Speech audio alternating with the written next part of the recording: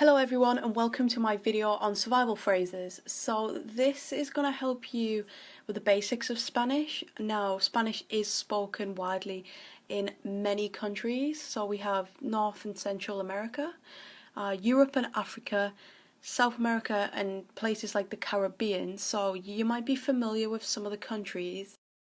So this video should help you with the basics of Spanish. Now I'm just going to jump straight into it. So to say hello, it's hola. So you miss the H out and it's just hola. So to say good morning in Spanish, it's buenos dias. Now it sounds like you're saying when for the buenos, but you're adding a B at the front, so it becomes buenos dias. Next we have cuánto cuesta.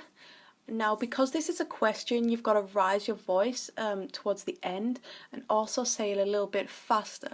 So it's going to be the same statement, but you're going to change the way you say the sentence. So as a statement, it'd be just cuánto cuesta. But as a question, it's a little bit faster and you're going to rise your voice. So cuánto cuesta. And that's how they tell if it's a question in Spanish. So next we have ¿Cómo estás? Now it is a question, so like we did on the previous one, you're going to do the same thing. So ¿Cómo estás? Is how are you? Now this is more of a formal way in a greeting. Now the Spanish would normally say ¿Qué pasa? Which is what's up. That's more informal. So you can say hola, ¿qué pasa? Or you can say hola, ¿cómo estás? Whichever suits you, but if you're going to try and be more informal, I'd probably go with ¿qué pasa? Now use this when you actually know someone or you're quite familiar with them, so you're not coming across as rude, but there's two more ways you can greet someone. To say one moment in Spanish, it's un momento. Un momento, so it's quite similar. To say muchas gracias is thank you very much. If you just want to say thanks, just say gracias. If you can't roll your R's, don't worry about it. Many English speakers struggle with this.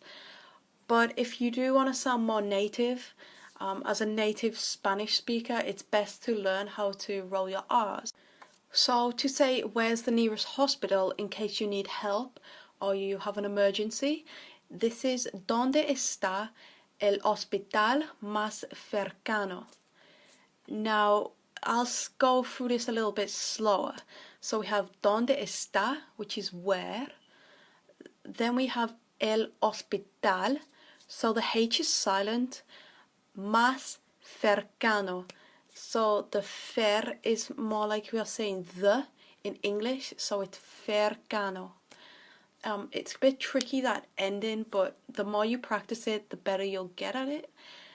Also, if you've noticed, they have changed the sentence round a bit, so it's actually saying where's the hospital nearest. This is what happens in Spanish. They tend to change it round a little bit, but you start to get used to that the more you learn. To say help me in Spanish, now this is more as a statement in case you're getting attacked or something. This would be ayudarme. Ayudarme. To say when's the next flight, this would be ¿Cuándo el próximo vuelo? So here we have ¿cuándo?, which is when. El próximo. So remember to stress the O because it has an accent. You'll be more understood that way. And we have vuelo, which is pronounced with a B at the front. So ¿Cuándo el próximo vuelo? To say where are you from, this is ¿De dónde eres? Now, the way I remember this is because I made a mistake one time.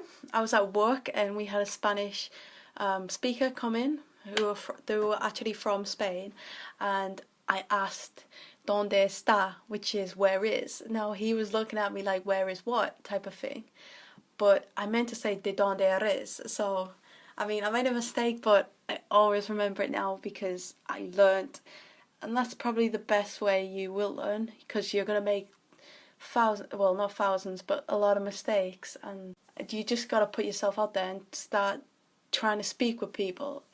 don't worry about making a mistake. People are okay with it.